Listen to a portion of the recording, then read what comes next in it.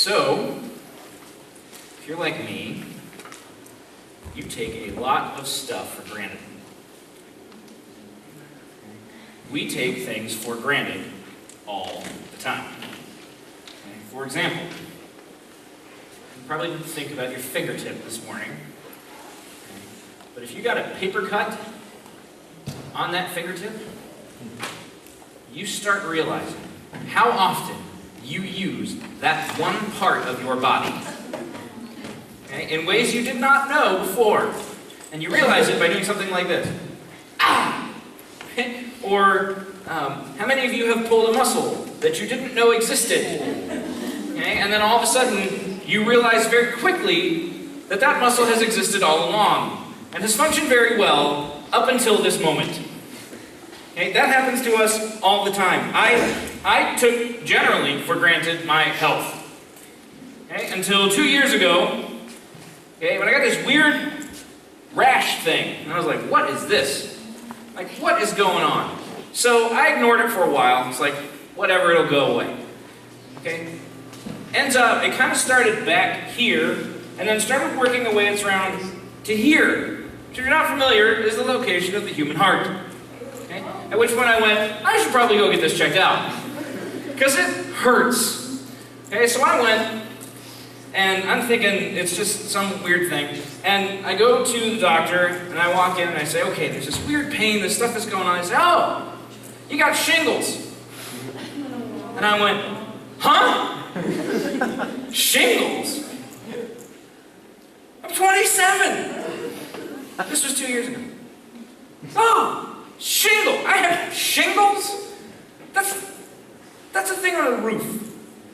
Right? That's a disease that, that's a thing that old people get. I had this disease, right, which is basically like dormant chicken pox that just pushes on your nerves and feels like Black Death, okay? And it's awful. Okay? And I have this thing on me, and I'm like, this is awful. And you watch that commercial with that guy who's like 60 years old. He's like, I thought shingles were for old people. And I'm like, ah! This is horrendous. Right? So sure enough, you just take that for granted. We take that stuff for granted all the time. You take your memory for granted. How many of you, if I asked you, what'd you do earlier today? You could probably tell me I'm pretty good. Yeah, pretty easy, pretty obvious. Yeah, played a couple things. The fact that your memory is reliable is an amazing thing. We take that for granted all the time. That the things that we have done, we are able to basically remember. That's an amazing thing. Senses, we take for granted all the time. Okay? I have a couple good senses. I have a couple really terrible ones. Okay? I cannot smell anything, which as a youth leader is great. Okay? That is a gift from above. We all know why. So, however, the other thing I'm starting to realize I've taken for granted for a long time is my hearing. Okay? One time I was in my house, I was upstairs, and I hear Jackie say, John! And she's downstairs, I think, in the kitchen. And I go, what? Right? Because it's that kind of house. Right? Just yells at me, what? Okay? She doesn't respond. So I'm like, all right, whatever. So like a minute later, I hear, John! I open the door and I go, what? Nothing. Okay? So like 30 seconds later, I hear the distinct voice of my wife going, John! And I lost it, right? I open the door and I go, what?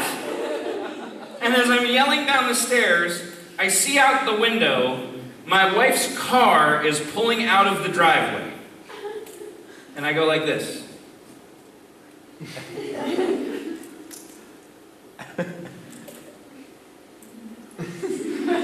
I must have stood there for like 10 minutes doing that.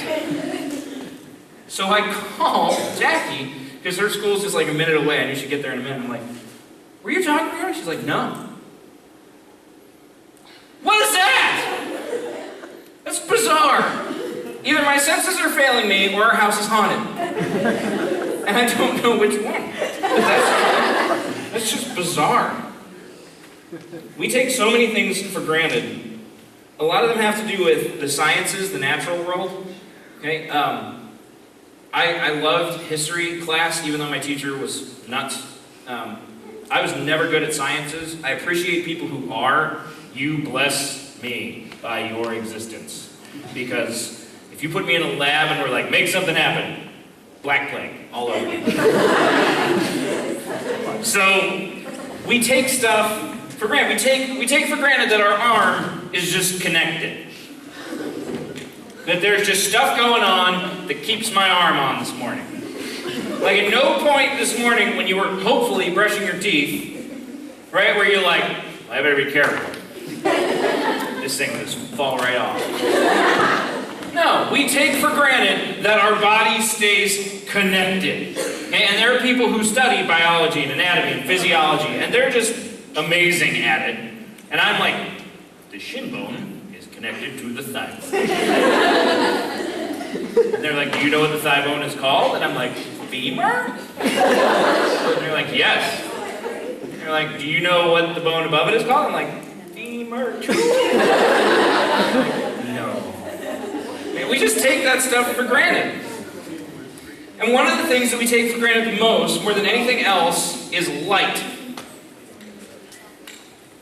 Okay? How many of you today, when you walked outside, even though it was foggy, even though there was mist, you walked outside hoping there was light today? And when you walked out, you just did this. Oh, good. Sun came up. Right? Like, no, we take that for granted. We take the fact that light exists for granted.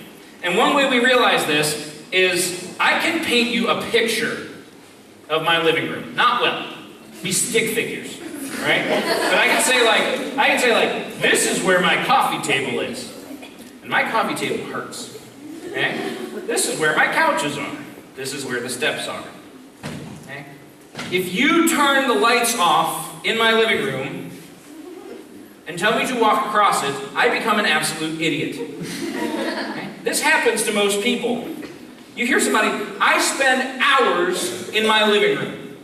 Hours a week. I have spent years in my living room. And you turn off all the lights, and what do? You walk like 2 feet and go, ah!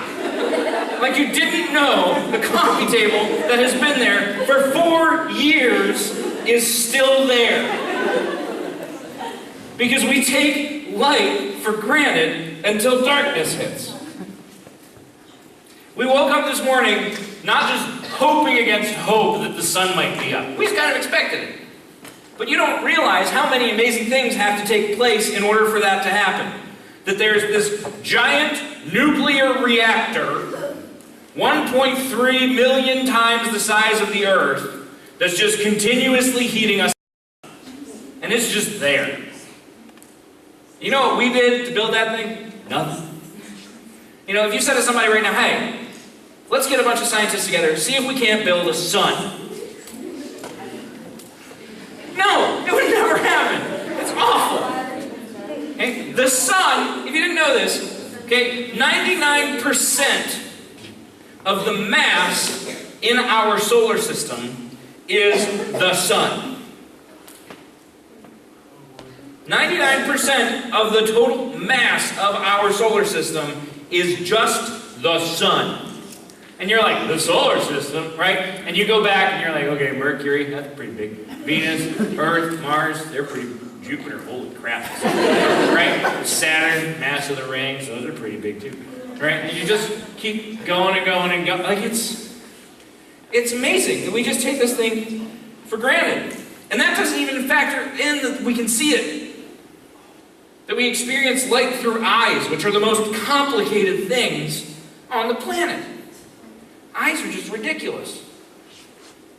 But the things that we take for granted, okay, things that we take for granted tend to be the things which give us meaning as people.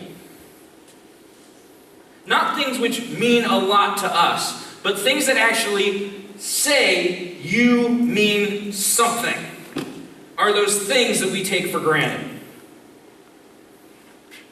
We're talking about being pierced this week. Okay, and being pierced has a couple different usages in the Bible. Okay, the obvious one, the one that's on your shirt, you can look down and be like, I didn't know what those were. Those are nails. Okay, you pierce flesh. Okay, you pierce your ears. Okay? You can pierce the sky. Okay, that's a word that people talk about all the time. Lightning pierced the sky. Okay?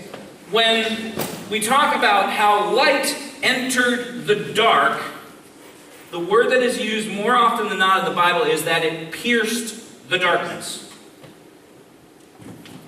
Okay? Darkness was normal.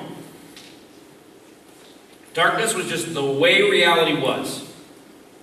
And light had to break in violently and pierce it.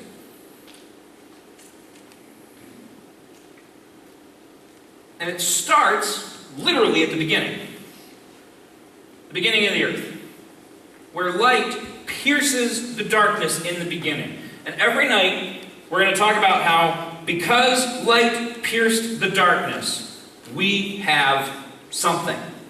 And here's what I want to do tonight. Because light pierced the darkness in the beginning, we have meaning. If you're a writer, write that one down. Because light pierced the darkness in the beginning, we have meaning. One more time. Because light pierced the darkness in the beginning, we have meaning. We mean something.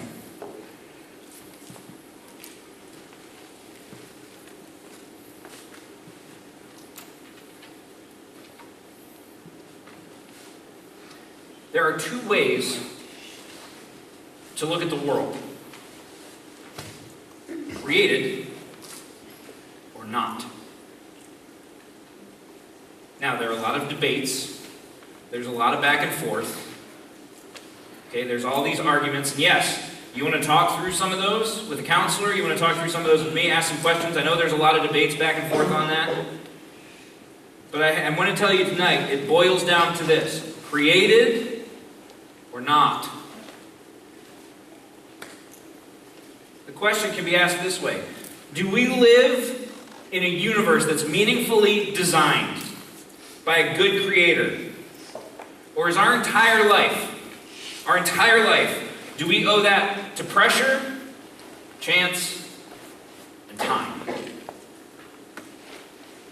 Do we owe our life to a creator, or do we owe it to just pressure and chance and time and good luck?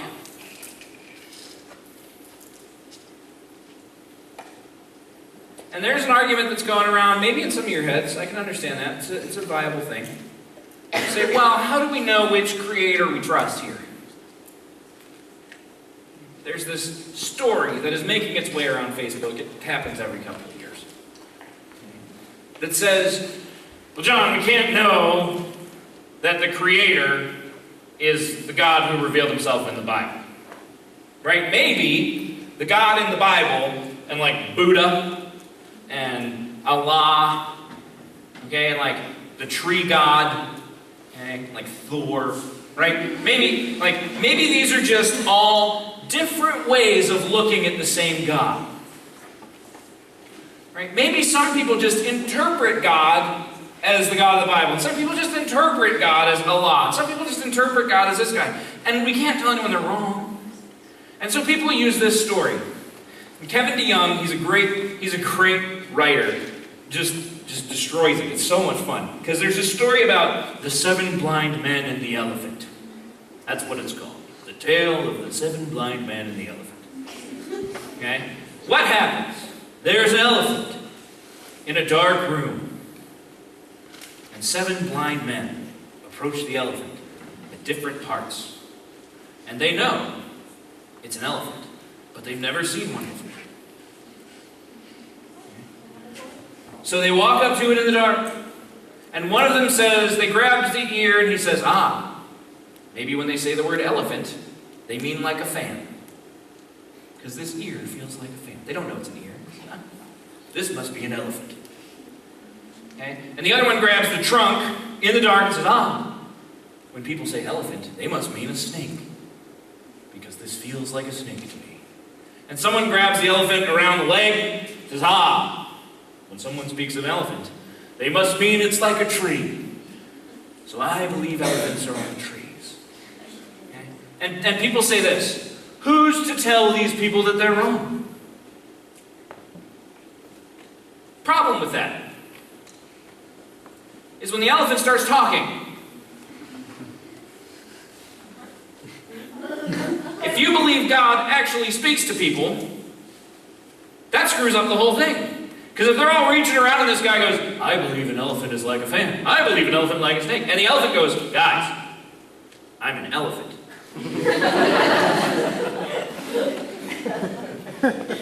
I know you can't see me, but I'm big and I'm gray. Dude that thinks I'm a tree, that's my foot. Idiot that thinks I'm a fan, that's an ear. What kind of fan do you use, you freak? You that think I'm a snake because you're grabbing my trunk, please let go. This is painful. And I know it's painful because I experience pain. How do I know? Because I'm an elephant. Let me tell you what elephants are like. So when people say this to you, how can we ever know which God is the real God? The 7 blind men and the elephant. We know which God's the real God because He told us. He describes it in Scripture. Okay, some of you are just, if you're like me, which I was in high school, there'd be like a Bible over here, and I'd be like, I just wish God would tell me what He was like. You're like tripping over the thing. Like, what's that doing here? I don't know what God's will is for me. I still don't know what God's will is for my life. God, what must I do in this situation? Harry Potter book, and you're good to go.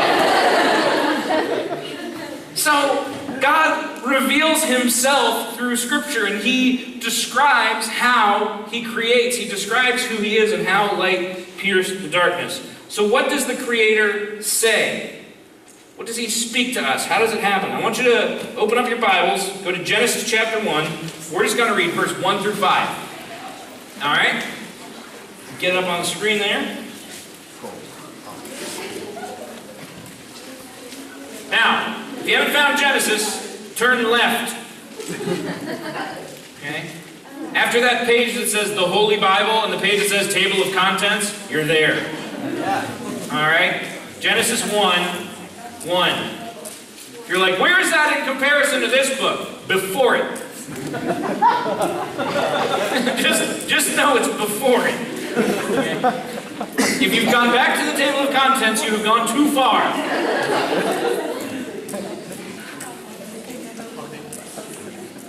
Alright, Genesis 1, we're just going to read verses 1 through 5, and they say this. In the beginning, God created the heavens and the earth. Now the earth was formless and empty. Darkness was over the surface of the deep, and the Spirit of God was hovering over the waters. And God said, let there be light. And there was light. God saw that the light was good, and He separated the light from the darkness. God called the light day, the darkness He called night, and there was evening, and there was morning the first day. A few things about this verse that are pretty crazy, and if you're like me, you probably take them for granted. Number 1, this is simply the beginning of the account of the earth.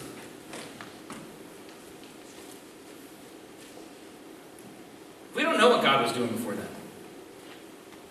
He's infinite. I have no idea. This is just the beginning of earth.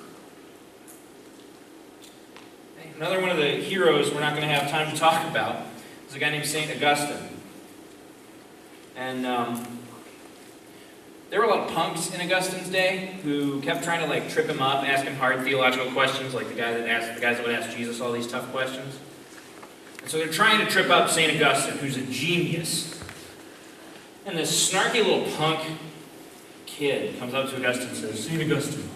Well, Augustine, he wasn't a saint yet. Augustine, what was God doing before he created the heavens and the earth? Like, I got it.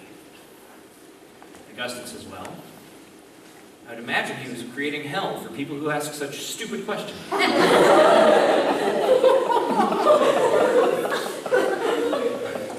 Whoa, okay. Let's not learn the lesson of tact from St. Augustine. Man. And I even have kids that'll ask me, they'll be like, John, what was God doing before he created the heavens and the earth? I'm like, no. You love this kid, you want this kid to stay in a church, but don't know. But this is just the account of the earth. We don't know what was going on before. We genuinely don't. Here's another thing we take for granted. God said, let there be light. 3 days later, God created the sun and the moon.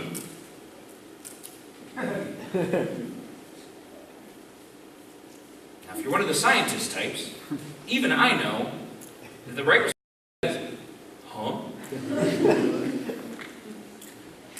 Because the only light that we tend to know as we perceive it, besides artificial light now, is the light of the sun. God said, let there be light, and there was.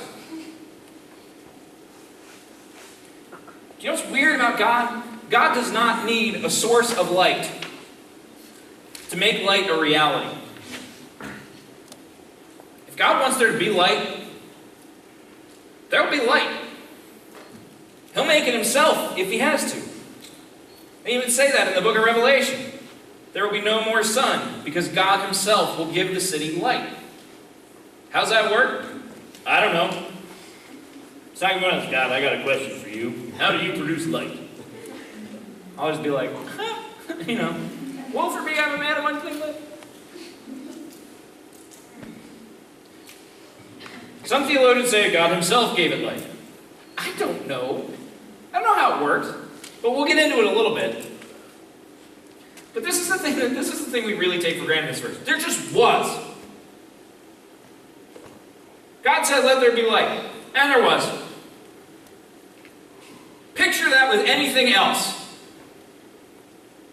Because it doesn't get into how light was created. It doesn't get into the science behind it. Light is super technical. Light is ridiculous. Science, for the most part, is still working on how light really works. Okay, if you've ever heard of the wave-particle duality, it means is light in waves or is light in particles? Yeah. Right? That's one of those things where it's like, is this elephant a fan or is this like it's like, I don't know how they're both. Is it a wave or particle? Uh-huh. Right? I'd imagine that's what non-Christians think about when we talk about the Trinity. Is Jesus God or is God God? Uh-huh. Right? So, but God just said it, and it just got done. Let there be light. And we take God for granted all the time. We think God is this, he's not capable of answering our prayers. Right? God, why don't you hear me? Let's say you came to me this morning. Because you saw the breakfast, which was pretty good. You're like, this was good. But I really wanted French toast this morning. And I said, you know what? Let there be French toast.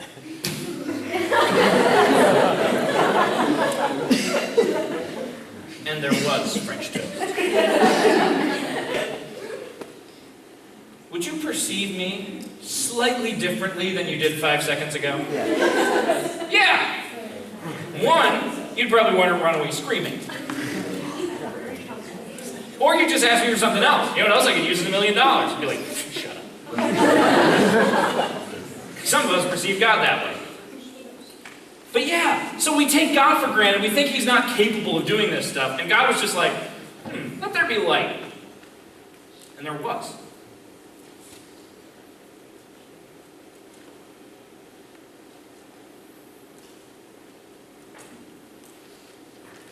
God created the things, God created everything. And the weird thing is, God created things that we started worshiping.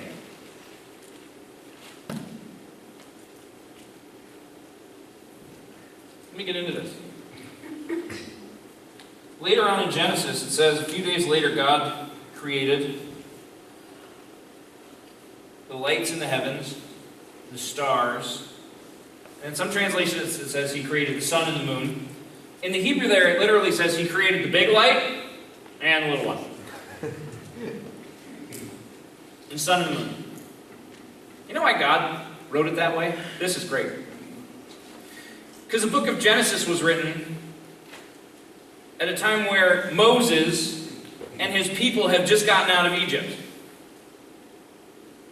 And the way that you give a god credibility in Egyptian culture is you say its name. It's like Voldemort. It's true. That's ancient, right? That's like book of Exodus. You want to give something power, give it a name. The Egyptians worshiped the sun, and they worshiped the moon. And Moses could have written down, God created the sun and the moon. But he says, no, God created that big light over there and that little light over there. I love that he did that. Just to kind of, yeah, God created these things. We started worshiping them. That was dumb. It boils down to this, like God creates things which are beautiful, that we can worship him.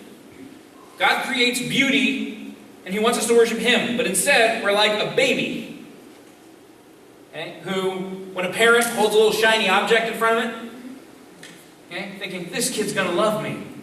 You know what they love? Your keys. Right? Please, more. And this is how we treat God. God creates everything, and instead of worshiping God and being like, man, you're ridiculous for creating all this stuff. This is an unbelievable thing. Instead, we look at creation and we start worshiping it. People worship trees. Jeremiah says this. He's like, guys, you're worshiping a block of wood. How do you know when you create a god out of a tree, which side's like the God side and which side you should just burn in a fire? Instead of worshiping God, we worship what he's created. Some of us worship the beauty of other people. We're intended to see God's good creation and worship him, and instead, we just get caught up with desire for people. And we worship them instead of worshiping God.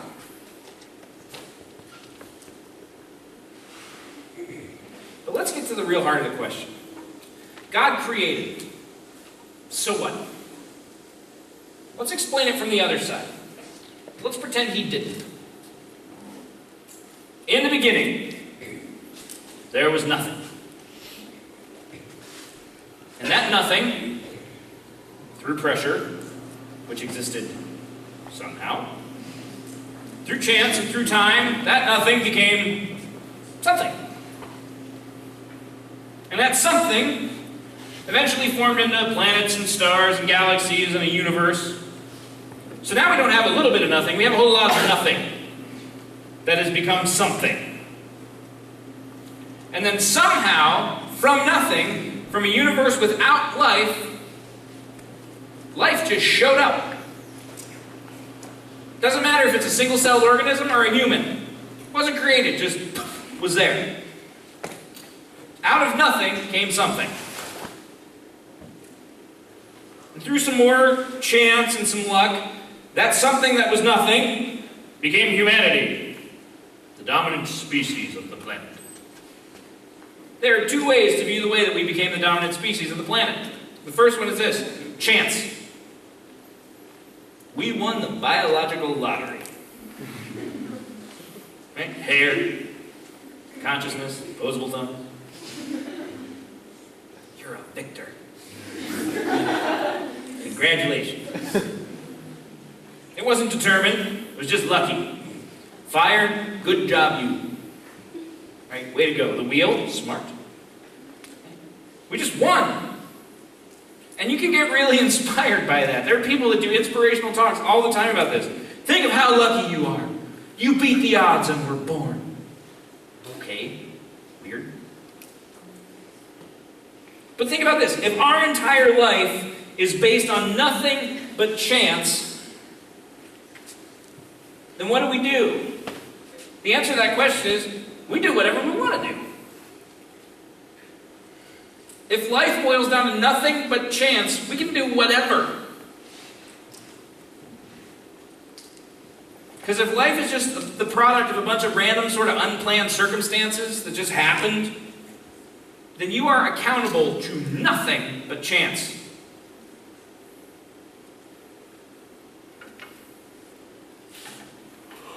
So a friend walks up to you, says, I'm really hurting this week. My grandma died. And you owe reality to nothing but chance. Do you know what your appropriate response is in that moment?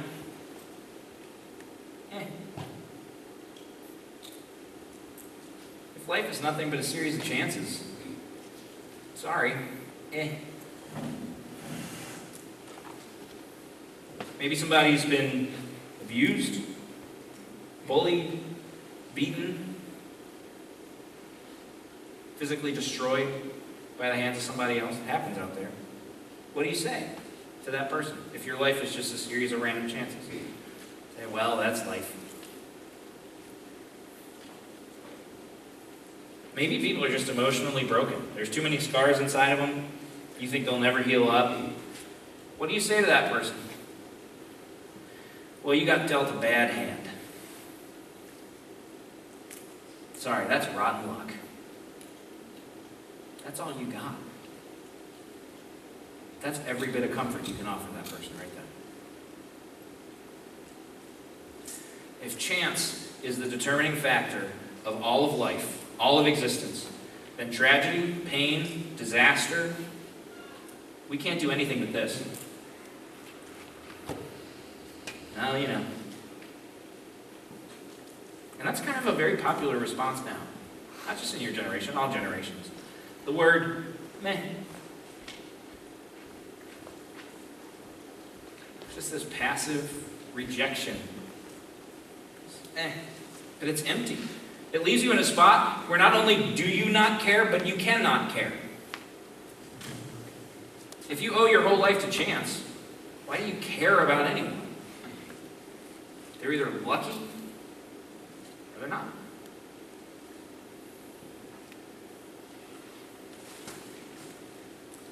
If chance is what formed anything, you can't be mad, you can't be frustrated, you can't be right, and you can't be wrong.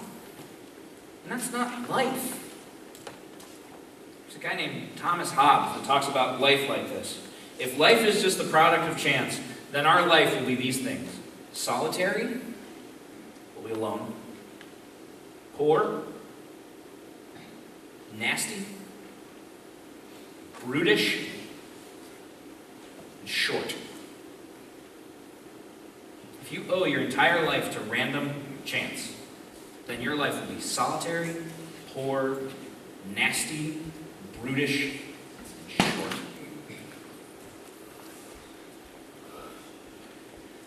So chance doesn't sound like the right way. Here's the other one. What's the other reason we became the dominant species if it were not for God creating the earth? How else did we get here? Here's the word. Survival. We survived. You made it. Good job. How'd we get here to Jumonville? You fought for it. You earned it. Good on you. We won. How? We adapted.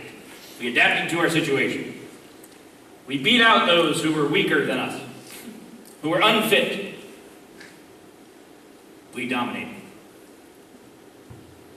Our immune system's here. We survived Spanish flu. We survived the plague. We survived wars and holocausts. Good job. How do you rise to prominence in school? We talk about this all the time. You climb the ladder. You climb the social ladder. You want to climb the social ladder? How do you get there? You beat everybody down on the way up. We just survived. How are you doing in high school? Surviving. Ugh.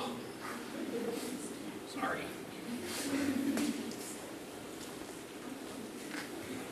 So if survival is what formed us, if survival is what we owe our lives to, survival is how we were here, then we ought to thank some people who helped us fight the good fight. Let me give you one. His name's Pol Pot. 1968, Pol Pot realized there's a difference between weak people and strong people. How many of you wear glasses or contacts? Good. You were around when Pol Pot was alive, you're dead. Why? Because biologically, you're weak. So if you had glasses or bad vision in Cambodia, you were dead. How many of you are under 5'2"? How many of you are under 5 feet 2 inches tall? You're dead. Yep. Why?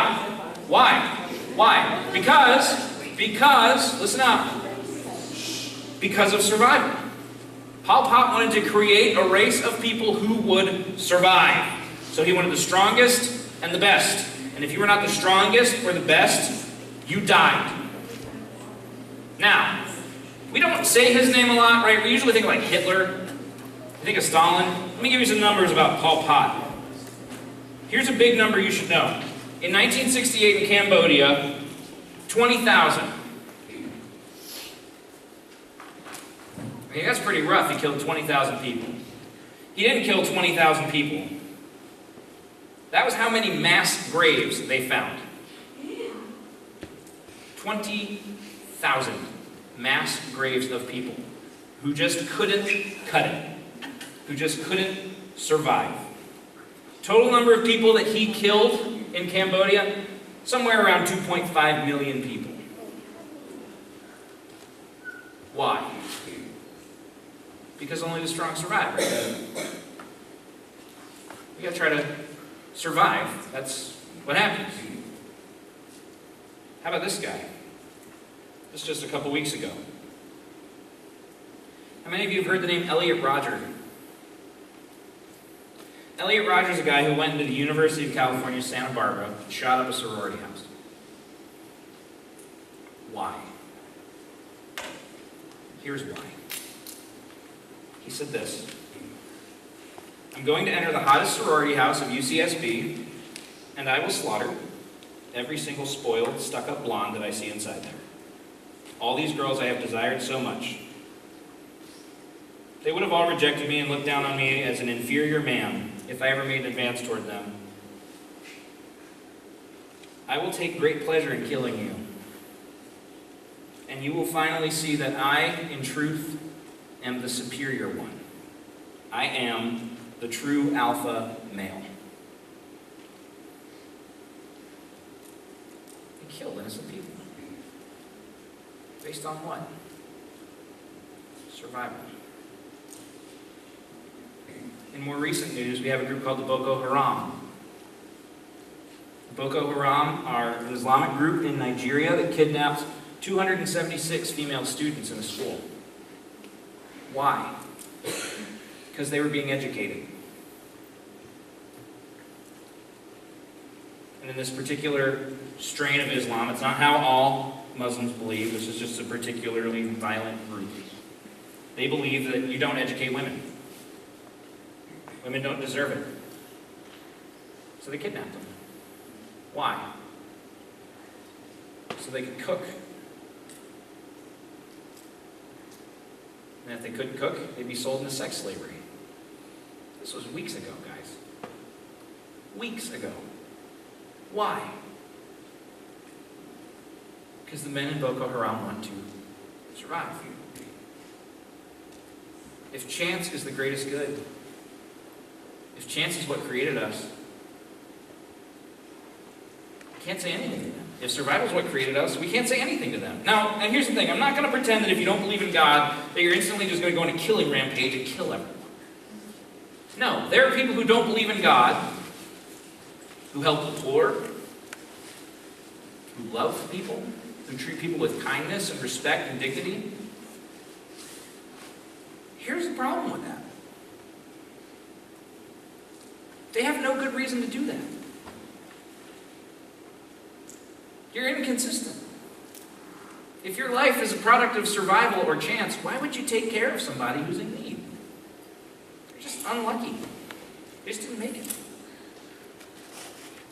There's nothing divine in them. Just let them go. But if God is the determining factor, if God created the heavens and the earth, it doesn't matter how he did it, just that he did it. If God created the heavens and the earth, then we can look at guys like Paul Pott and Elliot Rodger and the Boko Haram and not say they're just misinformed or they're unlucky. We can look at them and say their actions are disgusting, evil, vile. They're horrible people.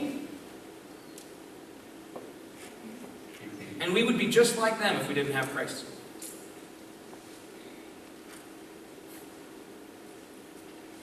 If God abandoned us in this hour, that'd be nothing. But if God created the heavens and the earth, if you've been created uniquely by a God who loves and cares for you, then things mean something. If God created the heavens and the earth, then the fact that you suffer has a point. If God created the heavens and the earth, then yes, you can actually love people. If God created the heavens and the earth, then what should we do? We should worship. We should learn. We should respect people. If God created the heavens and the earth, then whatever job you do matters. If God created the heavens and the earth, then you can look out at the creation of Jumonville, and instead of being terrified, you can be thankful. People always come to camp, and then they leave, and they wonder why they feel closer to God. There are a few reasons. First one is people. It's you guys. Because you're created in the image of God, people will feel closer to God because you've been impacting their lives. Another reason is the worship. We get to sing together. We get to think about God together. Another reason is we get to spend time in the Word. We get to look at Scripture together. One thing people don't usually think about is why do we come out of camp feeling closer to God? Is because camp puts us into the creation. We're surrounded by trees and hills, rocks and rivers.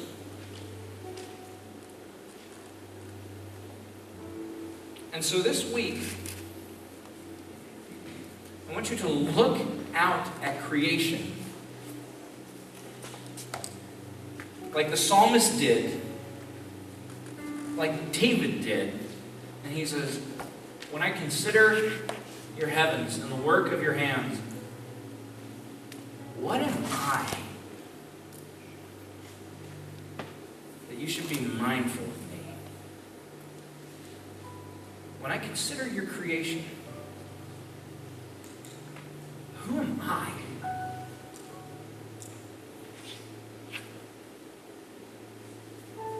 We'll answer that question over the next few talks.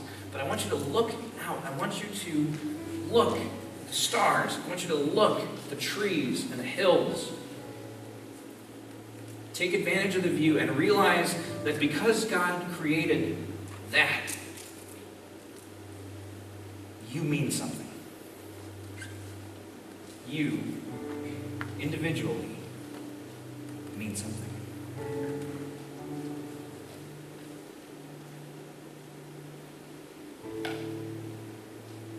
Your social status doesn't matter. Your GPA, the number of Facebook friends you have. The first and only thing that gives you meaning is that in the beginning, God created the heavens and the earth. Light pierced the darkness in the beginning. And because light pierced the darkness in the beginning, you mean something.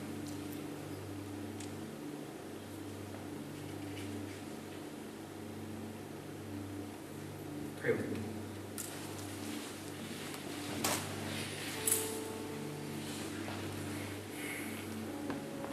God, I remember high school. I remember middle school. The feelings of isolation, even being surrounded by people and you can feel so alone.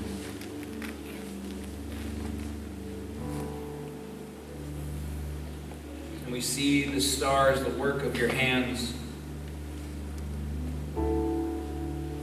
And rather than feel praise, we feel small and meaningless and worthless by comparison. Would you change our minds and change our hearts in the way that we view your creation?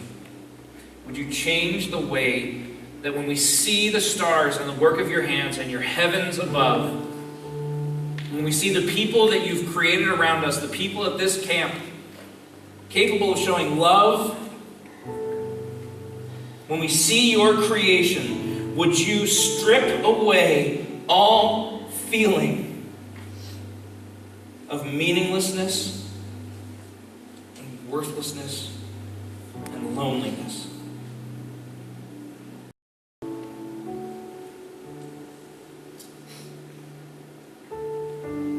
God, would you show us who you are and who you have made us to be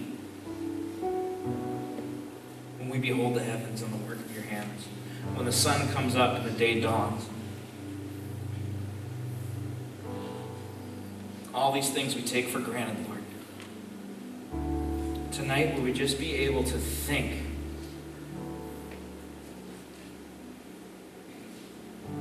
of who you are and worship you well. You created us with voices. You created us with hearts that we might sing to you with gladness and with boldness and cry out in our loneliness because you are here. And if it seems like everyone else at this camp is ignoring me, or everyone else here does not know what I'm going through, then Lord, would you give people the strength to cry out to you because you are here.